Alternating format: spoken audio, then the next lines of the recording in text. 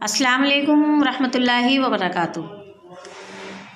प्यारे बच्चों, आज हमारी उर्दू की ऑनलाइन क्लास है और आज की क्लास हम शुरू करेंगे अपने नए लेसन यानी सबक नंबर 18 जो हमने रीड कर लिया है और उसके बारे में मैंने आपको समझा भी दिया है। तो ये हमारी बुक है उर्दू की, ये तो आपको मालूम ही है, नई किरण। इसी को हम इसी में से सारे हम अब तक के सबक पढ़ रहे हैं। तो इसी में से हमारा है सबक नंबर 18। इस सबक नंबर 18 का हम बुक वर्क कर चुके हैं। सबक नंबर 18 हमने इसे रीड कर लिया है और नाम क्या है? ईद। तो चलिए इसके आज हम कॉपी वर्क स्टार्ट करते हैं और इसके अल्फाज मानी और सवाल जवाब उन्हें कॉपी में लिखते हैं।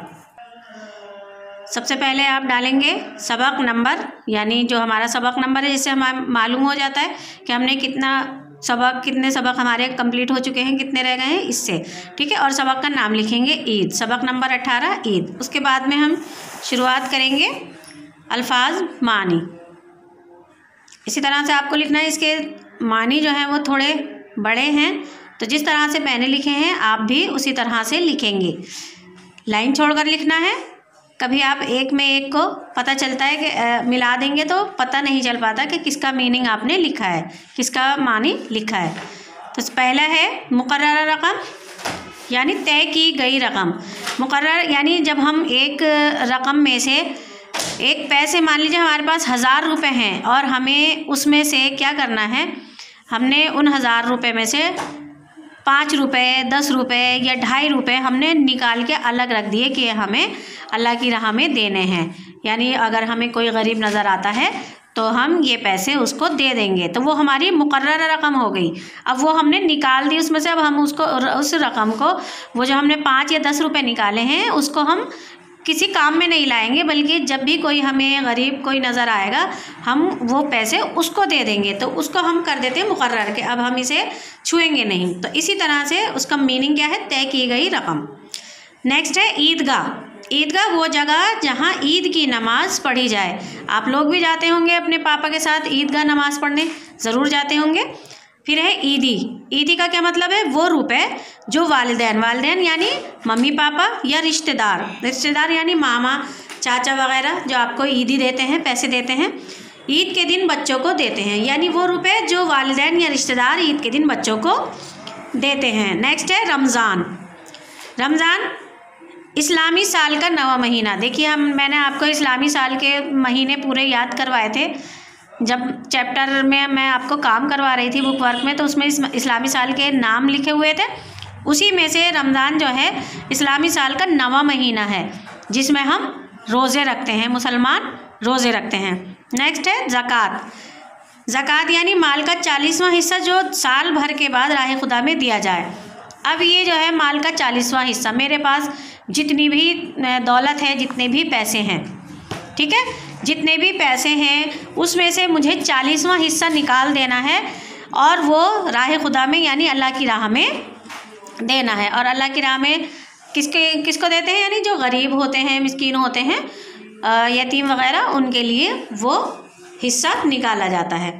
रौनक का मतलब होता है चहल पहल। जब 16वां रोज़ा हो जाता है, 15वां रोज़ा हो जाता है, तो खूब बाज़ारों में कैसी चहल पहल होती है, ख़रीदारियाँ होती हैं, नए कपड़े, नए बर्तन, बच्चों के लिए जूते वगैरह ख़रीदे जाते हैं, तो इसी से बाज़ारों में खूब रौनक होती है।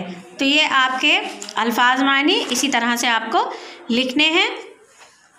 वीडियो को आपको पूरा देखना है क्योंकि बीच बीच में आपको बहुत सी बातें बताई जाती हैं जो आपके काम की होती हैं, ठीक है। तो चलिए शुरू करते हैं अब हम अपने सवाल जवाब। सवाल नंबर 1 है, हमारे मुल्क में कौन कौन से मशहूर त्यौहार मनाए जाते हैं? कौन कौन से त्यौहार मनाए जाते हैं? मैंने जब आपको सबक रीड करवाया था तो उसमें कौन कौन से त्यौहार आए थे? ईद, होली, दशहरा, दिवाली और क्रिसमस। तो यही हम लिख लेंगे, कौन कौन से? ईद, होली, दशहरा, दिवाली और क्रिसमस, ये त्यौहार हैं जो हमारे मुल्क में मनाए जाते हैं। इसके अलावा और भी त्यौहार हैं जो आपको मालूम है कि इसके अलावा और भी कुछ ऐसे त्यौहार हैं जैसे रक्षाबंधन है, जन्माष्टमी है, 15 अगस्त, 26 जनवरी, ये भी हमारे कौमी त्यौहार हैं। इसके अलावा जो हम मनाते हैं ईद उल अज़हा, तो ये सारे त्यौहार और भी दूसरे मज़हबों के मानने वाले जो लोग रहते हैं उनके त्यौहार, जैसे बुद्ध पूर्णिमा है और बंगाल में दुर्गा पूजा है, यानी बहुत से ऐसे त्यौहार हैं जो हिंदुस्तान में मनाए जाते हैं। तो अगला सवाल लिखते हैं। सवाल नंबर 2 है, ईद को ईद उल फित्र क्यों कहते हैं? जब हमने ईद का मजमून लिखा था तो उसमें भी मैंने आपको ये समझाया था कि ईद उल फित्र क्यों कहते हैं, अच्छी तरह से समझाया था। तो ये मैं आपको पहले समझा चुकी हूँ। तो चलिए इसका जवाब लिखते हैं। यहीं से लिखेंगे क्योंकि क्यों अगर सवाल में आता है तो हम जवाब भी क्यों के से ही लिखते हैं। तो क्योंकि इस दिन गरीबों को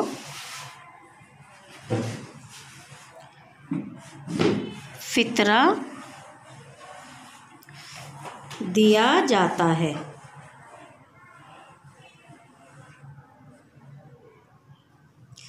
क्योंकि इस दिन गरीबों को फितरा दिया जाता है, इसलिए इसे ईद उल फित्र भी कहते हैं।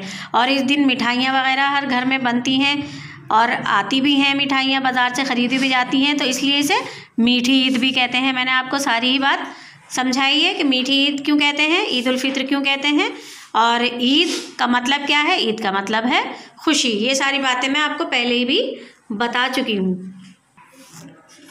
सवाल नंबर 3 है, रमज़ान के महीने में मुसलमान क्या करते हैं? ये आप तो सभी को मालूम है कि रमज़ान के महीने में मुसलमान क्या करते हैं।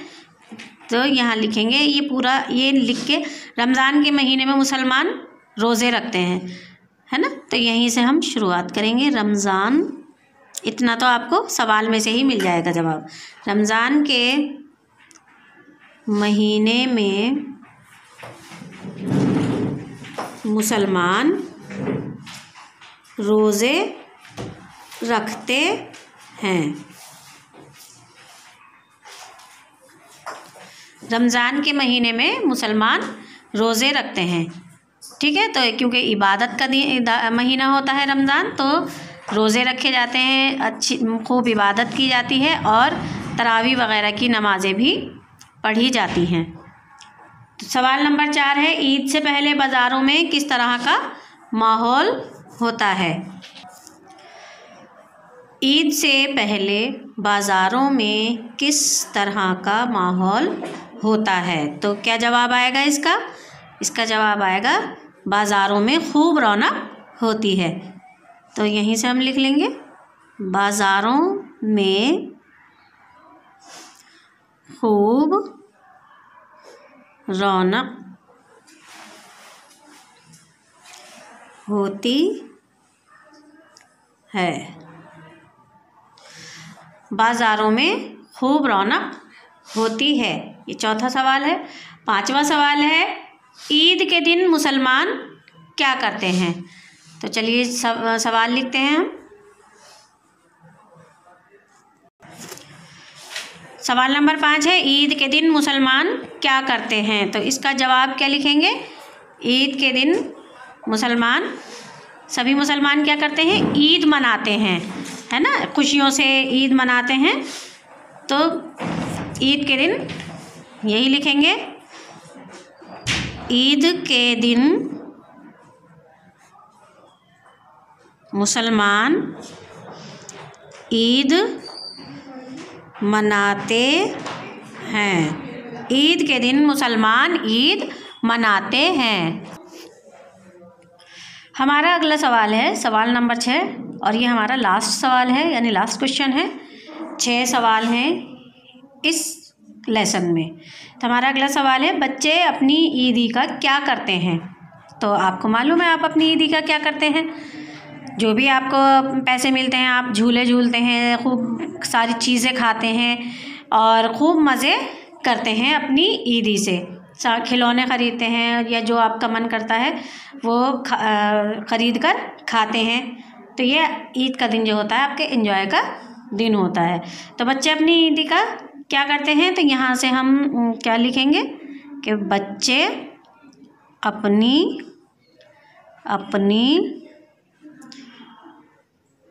पसंद की चीज़ें खरीदते हैं।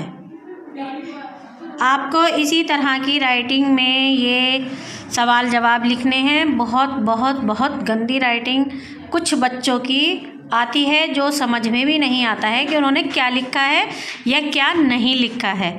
तो आपको राइटिंग पर बहुत ध्यान देना है। आपकी छुट्टियां भी अब होने वाली हैं, तो उसमें सबसे ज़्यादा जो ध्यान देना है वो आपको अपनी राइटिंग पर ध्यान देना है। राइटिंग को बहुत सुधारने की ज़रूरत है। तो ये आपके सवाल जवाब कंप्लीट हो चुके हैं। एक बार और देख लें, मैं आपको रिपीट करवा देती हूँ। पहला सवाल है, हमारे मुल्क में कौन कौन से मशहूर त्यौहार मनाए जाते हैं? तो जवाब है इसका ईद, होली, दशहरा, दिवाली और क्रिसमस। सवाल नंबर 2 है, ईद को ईद उल फित्र क्यों कहते हैं? क्योंकि इस दिन गरीबों को फितरा दिया जाता है। ये इसका जवाब हो गया। सवाल नंबर 3 है, रमज़ान के महीने में मुसलमान क्या करते हैं? जवाब है रमज़ान के महीने में मुसलमान रोज़े रखते हैं और इबादत करते हैं। तो सवाल नंबर 4 है, ईद से पहले बाज़ारों में किस तरह का माहौल होता है? जवाब, बाज़ारों में खूब रौनक होती है। अगला सवाल है, सवाल नंबर 5, ईद के दिन मुसलमान क्या करते हैं? तो जवाब है ईद के दिन मुसलमान ईद मनाते हैं। और आखिरी सवाल है, सवाल नंबर 6, बच्चे अपनी ईदी का क्या करते हैं?